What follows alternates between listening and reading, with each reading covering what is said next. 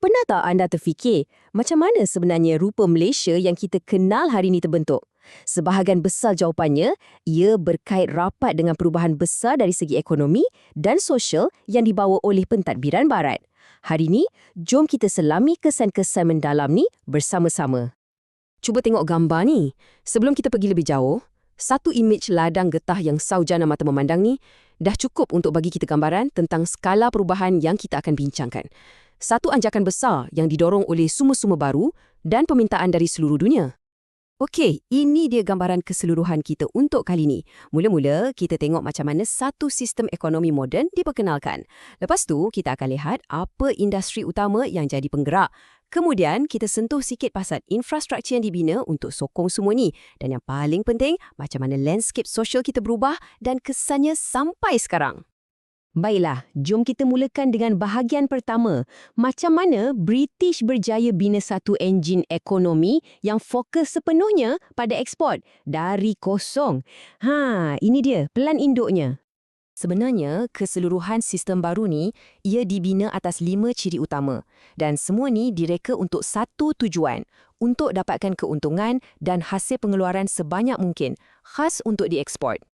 Jadi, cuba bayangkan ciri-ciri ni macam bahagian-bahagian dalam satu jentera gergasi. Ada modal besar yang masuk, ada teknologi baru yang digunakan, dan perlukan tenaga kerja yang sangat ramai. Bila semua ini digabungkan, ia mewujudkan satu kuasa ekonomi yang betul-betul mengubah rupa tanah Melayu pada masa tu. Okey, so macam mana model ekonomi ni nampak dalam dunia sebenar? Kekuatan dia datang dari mana? Jawapannya, dari dua industri utama, perlombongan dan perladangan komersial. Nah, gambar-gambar ni tunjuk dengan jelas dua dunia yang jadi teras ekonomi baru ni. Sebelah sini, kita ada operasi perlumbungan biji timah yang besar-besaran, betul-betul mengorek hasil bumi. Sebelah sana pula, landscape yang asalnya hutan diubah jadi ladang-ladang yang tersusun rapi untuk tanaman komersial macam getah. Dan semua industri ini bukan dibuka sebarangan ya, ada tempat-tempat spesifik yang jadi tumpuan. Contohnya, lembah Kintau untuk biji timah, Raub untuk emas, manakala di Sarawak dan Sabah tumpuannya lebih kepada tanaman macam lada hitam dan tembakau. Semuanya strategik. Kalau kita nak faham betapa seriusnya pelaburan ni, tengok saja jadual ni. Ni baru di Sabah dan baru tahun 1907.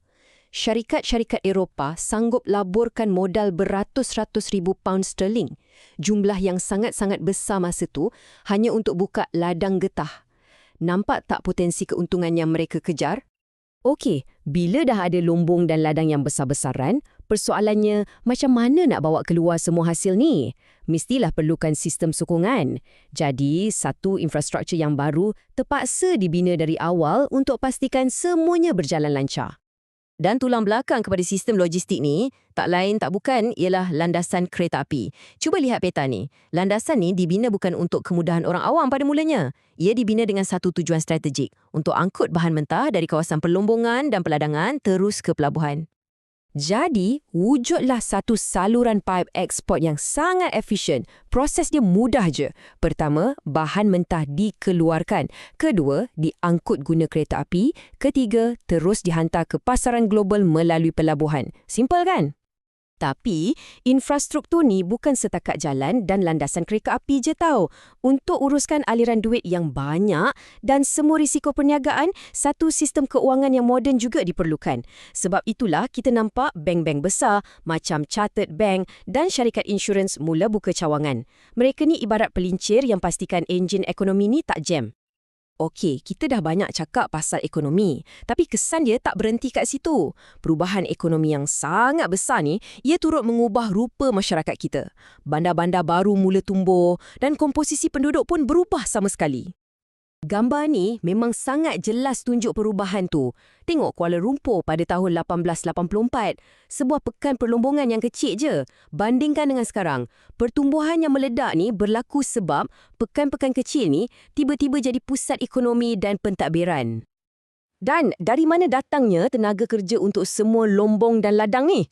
Ini membawa kepada kemasukan buruh secara besar-besaran, terutamanya dari China dan India. Hasilnya, terbentuklah sebuah masyarakat majmuk. Carta ni menunjukkan komposisi etnik pada tahun 1931, satu perubahan demografi yang sangat ketara. Bila dah ada bandar dan penduduk yang ramai, mestilah perlukan perkhidmatan asas kan? Jadi, untuk uruskan masyarakat baru ni, British mula perkenalkan sistem pendidikan, kesihatan dan kebersihan moden. Tapi yang menariknya, sistem-sistem ni sering kali berkembang mengikut kaum masing-masing, seperti sekolah vernakular Melayu, Cina dan Tamil. Baiklah, sekarang jom kita rumuskan sikit. Apa beza utama antara ekonomi zaman dulu dengan ekonomi moden yang dibawa oleh Barat ni? Perbezaan dia bukan sikit-sikit tau. Perbezaannya sangat ketara, macam langit dengan bumi. Daripada ekonomi secara diri, kita beralih ke ekonomi komersial untuk ekspor. Daripada skala kecil jadi skala besar. Daripada guna modal dan buruh tempatan, kita bergantung pada modal asing dan buruh imigran. Senang cerita, ia satu anjakan paradigma yang lengkap.